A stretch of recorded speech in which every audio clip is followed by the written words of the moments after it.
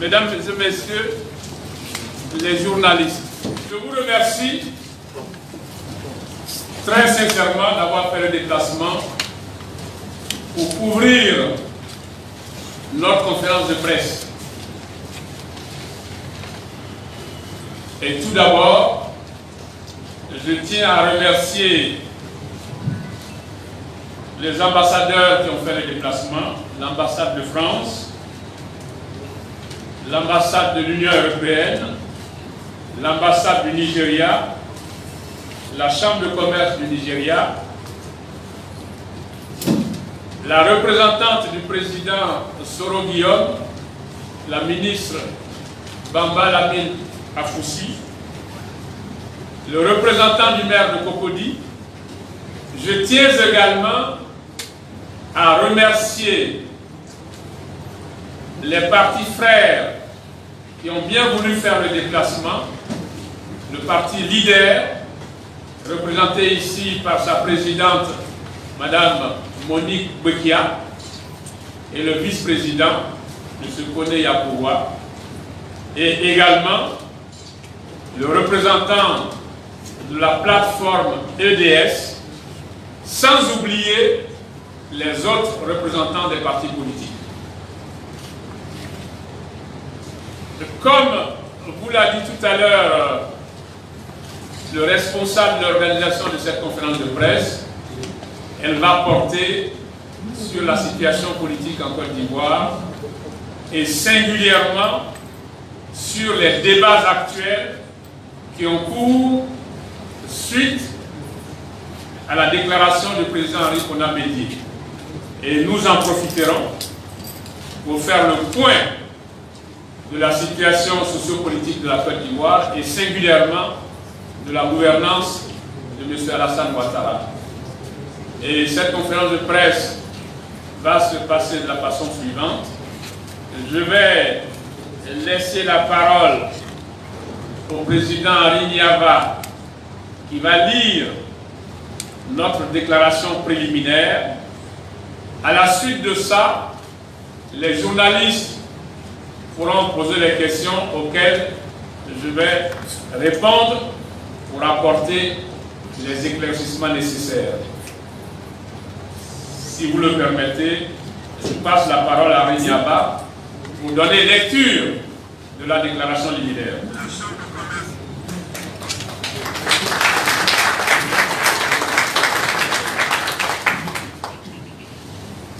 Déclaration des partis politiques de l'opposition ivoirienne suite au communiqué du gouvernement relatif aux propos du président du PDCI RDA tenu le 5 juin 2019.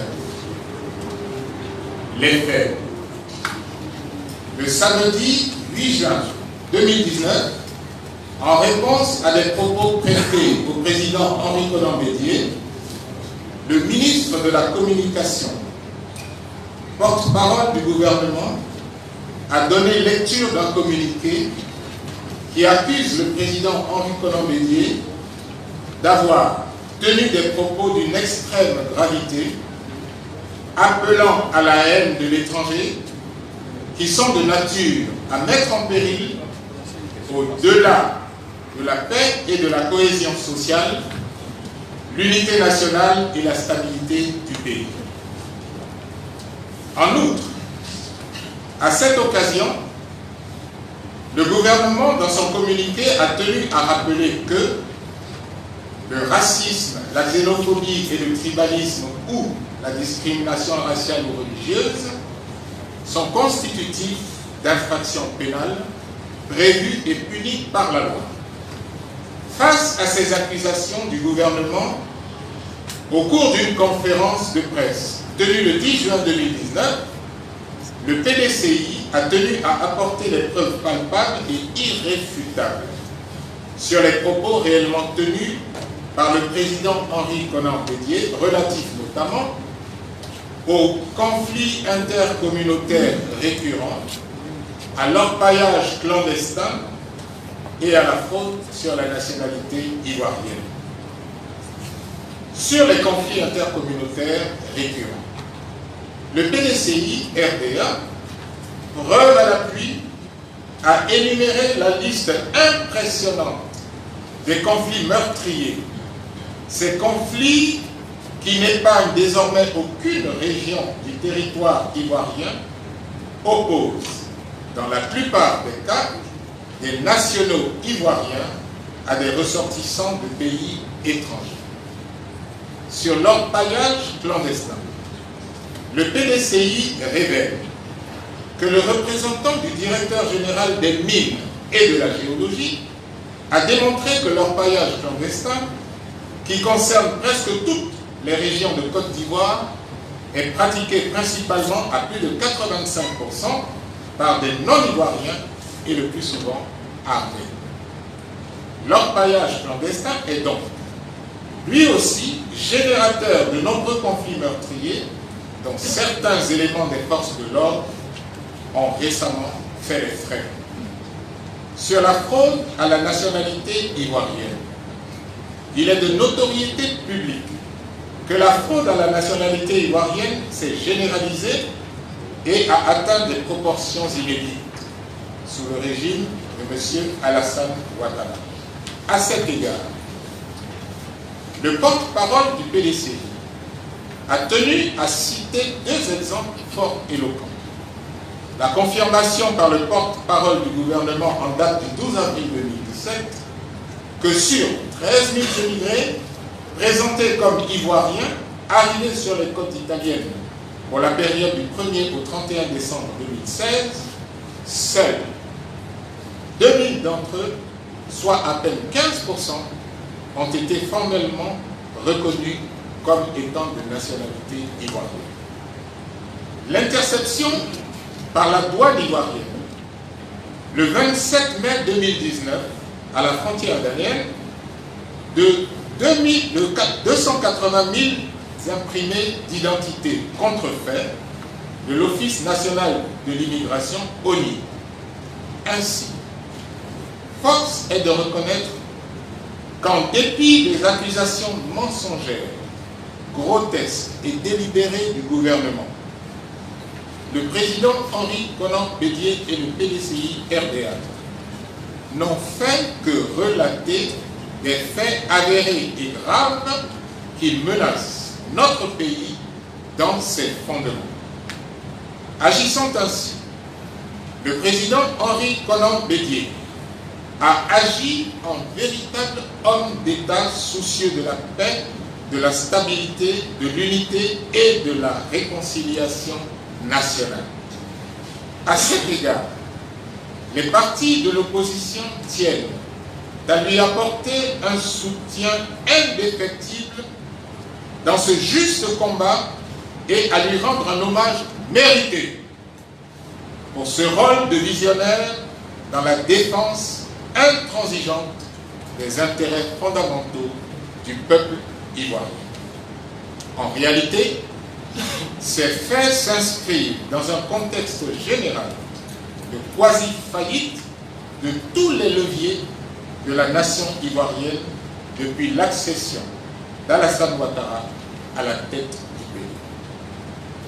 Au plan politique, les partis politiques de l'opposition constatent par ailleurs, avec amertume, que depuis l'accession de M. Ouattara au pouvoir suprême, de nombreux faits illustrent de manière évidente le recul du pays à divers niveaux, notamment le démantèlement systématique des acquis démocratiques arrachés de haute lutte. Ce recul démocratique se manifeste entre autres par la caporalisation de toutes les institutions de la République, en l'occurrence la Commission électorale indépendante. Cette institution, un des acquis essentiels de notre jeune démocratie, a été vidée de toute forme d'indépendance et de toute substance par le régime d'Alassane Ouattara. Par sa composition déséquilibrée et son fonctionnement partial, elle s'est totalement discréditée vis-à-vis des acteurs politiques mais aussi de l'opinion nationale et internationale. C'est d'ailleurs à juste raison que le 18 novembre 2016, la Cour africaine des droits de l'homme et des peuples a vivement condamné l'immixtion de l'exécutif ivoirien dans le fonctionnement de la commission électorale et ordonné à la Côte d'Ivoire de modifier la loi organique relative à cette institution. C'est pourquoi l'opposition ivoirienne a le devoir de mener avec esprit de suite son juste combat pour une commission électorale véritablement indépendante qui aura totalement en charge les futures élections en Côte d'Ivoire. Le Conseil constitutionnel, cette institution qui devrait en principe jouer le rôle de garante de l'état de droit dans les régimes démocratiques, est devenue, à l'instar de la CPI, une autre caisse de résonance des desiderata du pouvoir en place. Une Assemblée nationale aux ordres. L'Assemblée nationale de Côte d'Ivoire, quant à elle, a été transformée en une chambre d'enregistrement des volontés du pouvoir exécutif. Les conditions anachroniques et frauduleuses de l'élection récente de son président actuel en témoignent éloquemment. En témoigne également le spectacle ridicule, aussi ridicule qu'humiliant pour notre pays, auquel vient de s'adonner la délégation officielle de la Côte d'Ivoire lors de la 27e réunion de l'Assemblée parlementaire de la francophonie le vendredi 14 juin à Rabat, au Maroc. Des libertés individuelles. Le système judiciaire étant désormais aux ordres du pouvoir, l'on assiste à l'instauration d'un régime autoritaire, policier, autocratique, voire dictatorial, avec des arrestations arbitraires et des emprisonnements systématiques pour délits d'opinion, souvent opérés par des forces paramilitaires encagoulées. En témoignent les déclarations récentes des deux syndicats de la magistrature et du barreau d'Abidjan sur l'intrusion permanente du pouvoir dans le fonctionnement du pouvoir judiciaire dans notre pays. Au plan économique, l'on assiste à une coupe, à la mise en coupe réglée de l'économie nationale par le bradage des entreprises d'État au bénéfice et au service d'un clan familial, établissant de façon éhontée un conflit d'intérêts manifeste. Dans ce même registre, les sociétés Sénégal, Webfontaine et Port Sécurité, outils de prédation par excellence, qui bénéficient de tous les marchés publics dans tous les secteurs, jouissent de fait d'un monopole d'État, y compris dans les secteurs régaliens et stratégiques. Les filières café-cacao, anarchiques, font l'objet de spéculations mafieuses par l'attribution aux membres du clan de quotas d'exportation au détriment des véritables producteurs et exportateurs. En somme, le népotisme et le clientélisme sont érigés de façon inédite et avec une arrogance jamais égalée en méthode de gouvernement. Quant à la dette de la Côte d'Ivoire, elle s'accroît de façon exponentielle. En 2000, le stock de la dette publique, dette extérieure et intérieure, était de 7 000 milliards environ. En 2012, suite à l'allègement obtenu au terme de l'initiative PPTE, cette dette est retombée à 4 680 milliards de francs CFA. En 2016, après seulement 4 années de pouvoir de M. Alassane Ouattara, cette dette est passée à 8 959 milliards, soit une hausse extraordinairement vertigineuse de 91%. En 2018, selon le Fonds monétaire international, la dette a atteint 11 039 milliards et elle est estimée à 15 781 milliards de francs CFA pour la fin de l'année 2019. Cela se passe de tout commentaire.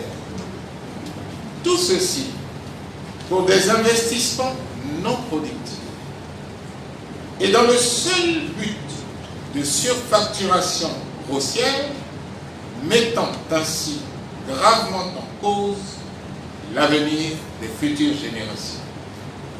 Au plan social, l'école et la santé, ces grands secteurs tels que l'éducation nationale et la santé sont en profonde régression. La question du foncier rural et urbain. La question foncière en Côte d'Ivoire est devenue une véritable jungle sous le régime d'Alassane Ouattara. Les véritables ayants droit se trouvent injustement dépossédés de leurs terres. À cet égard, notre pays est devenu un état de non-droit. Par ailleurs, s'agissant du foncier urbain, les nationaux ivoiriens sont délaissés pour compte au profit de ressortissants des pays tiers. Tout se passe comme si les Ivoiriens, tous secteurs confondus, à force d'être marginalisés dans leur propre pays sur tous les plans, étaient devenus des apatrides et des étrangers sur leur propre sol. Notre analyse. Tous ces faits attestent de l'incapacité notoire et patente du régime de M. Alassane Ouattara à gérer le pouvoir d'État de manière démocratique tout en préservant, comme cela se doit, les intérêts fondamentaux du peuple ivoirien, dans le respect des principes de bonne gouvernance. C'est pourquoi, usant de façon systématique de diversion, il tente désespérément, par une fuite en avant, de ramener les Ivoiriens à des débats dépassés et éculés, pour tenter de se maintenir, coûte que coûte, au pouvoir, de manière autoritaire, dictatoriale, par la violence, contre la volonté populaire, en instaurant une véritable patrimonialisation du pouvoir. En conséquence, ces pratiques autoritaires, antidémocratiques, dictatoriales et d'un autre âge, qui mettent à mal les acquis démocratiques chèrement obtenus, mais aussi la paix, la stabilité de notre nation, sont inacceptables, irrecevables et doivent être combattus ici et maintenant. Les partis politiques de l'opposition, soucieux de leurs responsabilités devant l'histoire et conscients des graves dangers qui menacent l'avenir de notre pays, appellent à la mobilisation générale, à la résistance, toutes les forces vives de la nation, les démocrates, les patriotes sincères, épris de paix et de justice pour la préservation de la paix et de la stabilité de la nation. Nous avons en effet le devoir impérieux de rassembler tous les Ivoiriens, dans l'objectif de défendre la démocratie, l'état de droit, la bonne gouvernance, en vue de réaliser la réconciliation nationale et restaurer la liberté et la souveraineté de notre pays, de nos jours sérieusement compromises. Filles et fils de Côte d'Ivoire, unissons-nous afin de préserver la nation d'un effondrement total.